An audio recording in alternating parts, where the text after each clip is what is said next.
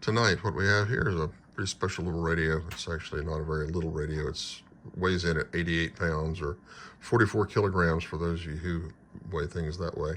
It's a Siemens E403.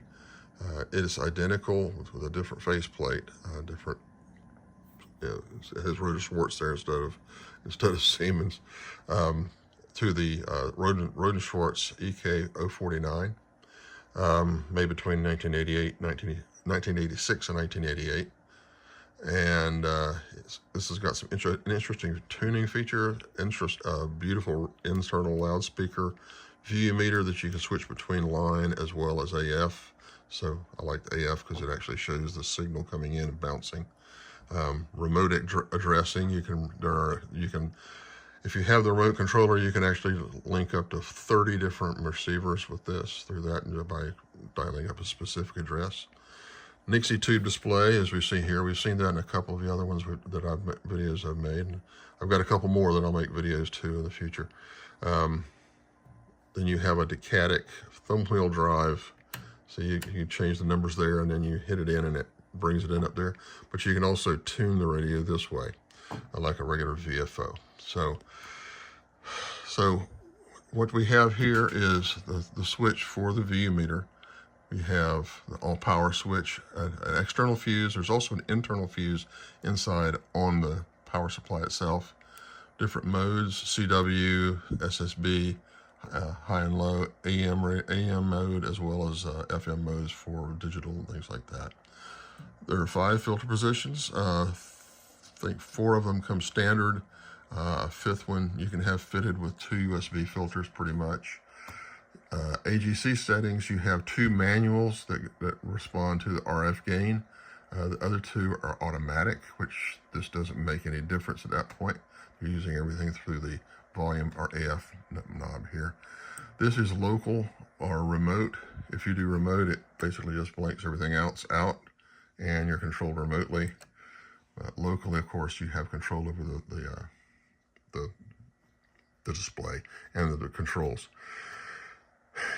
So we got down here, we have, this is basically kind of like a BFO, or for CW mode, it actually will allow you to do one down a kilohertz or up a kilohertz. Provides a little bit of granularity on if you want to AM. It's kind of a crude upper or lower sideband measure. You can kind of fiddle with it after that. This is the volume or AF. Like I said, that's the RF gain, and this is a notch filter, which typically, it works pretty well, but it's you know, of limited use these days and when the bands aren't so crowded. 3 different tuning selections.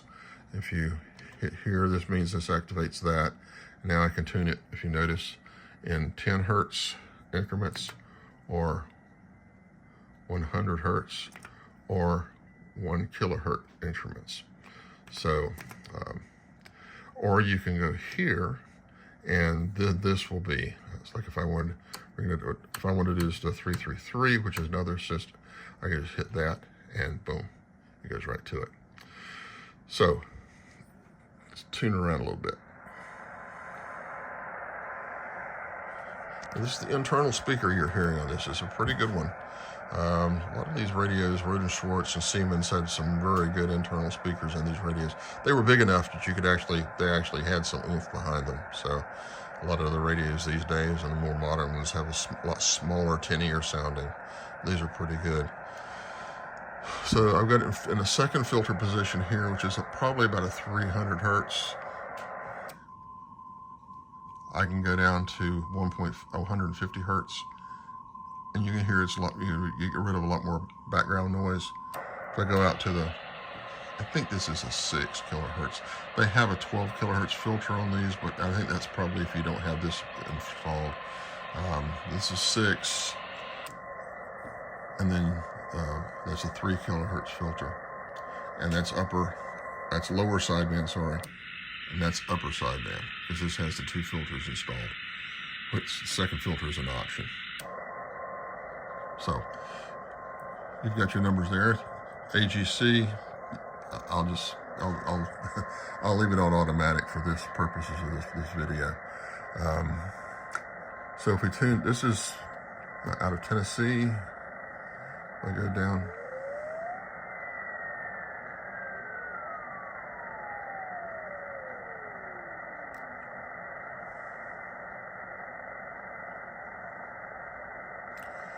Yeah, that's inside of McAllen, Texas. Those are the two long-wave beacons I can generally hear here. This radio performs very well on long-wave. Just one of the strengths. I think I made a short video about what was on 175 kilohertz.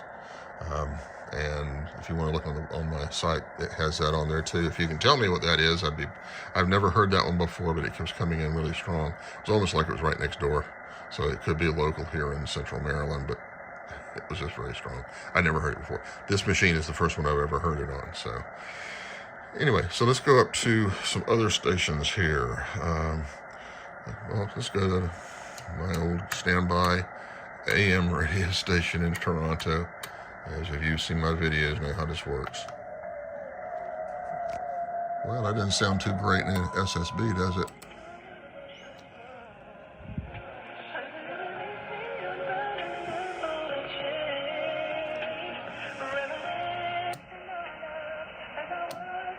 See, there you can hear both side bands of it.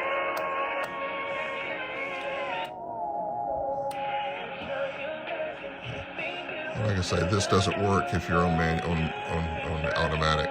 This is the volume knob here. Okay. Notch filter. It's too wide really to do much in the way of notch. I think that's mainly for SSB and stuff. So if we go up to, well, let's just do 5. Just do. This is the quickest way, believe it or not, to tune it to a specific frequency. That's USB. Then you can fiddle around with it with the, and you can tune around. You can get to it eventually, but it's not like where you can. This is the way you jump from one frequency range to another on here. It's pretty intuitive once you get to it. It's just figuring out all the zeros and stuff and how you're going to dial it in. Pay attention to your periods, that kind of thing. So yeah, it's pretty clear. Now let's see if I'm gonna dial this up to WRMI on 50/50.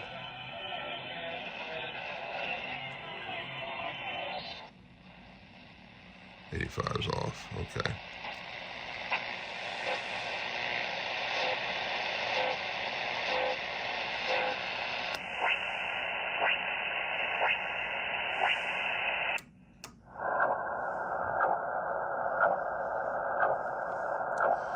It's a kind of a pulse system there as well. So you can, it has a lot of those interesting kind of modes that you can get with this. Ready? So you got radio teletype and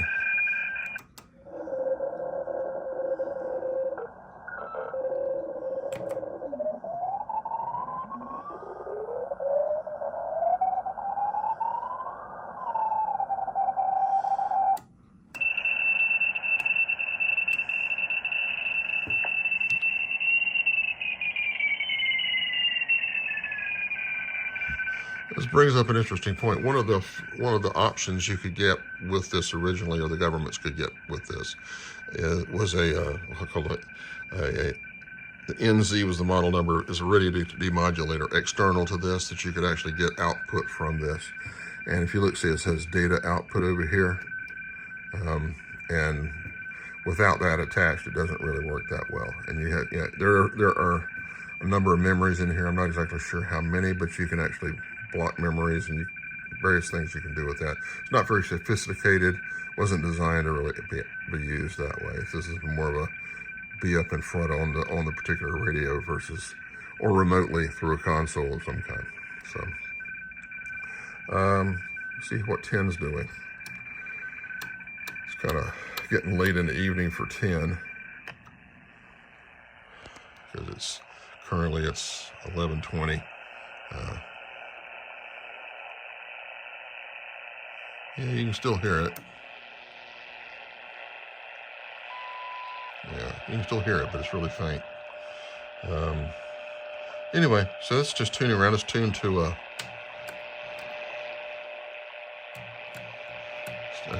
ham band. See how that does in ham bands. Let's go. Okay, let's get ourselves situated for this.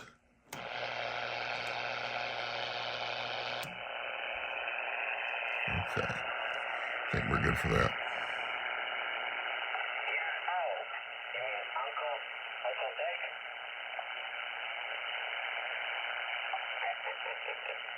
Hope these gents have a clean mouth tonight and not make my video all dirty.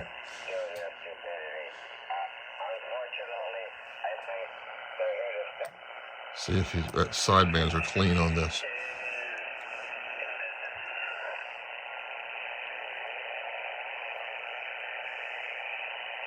I'm going to speed it up a little bit.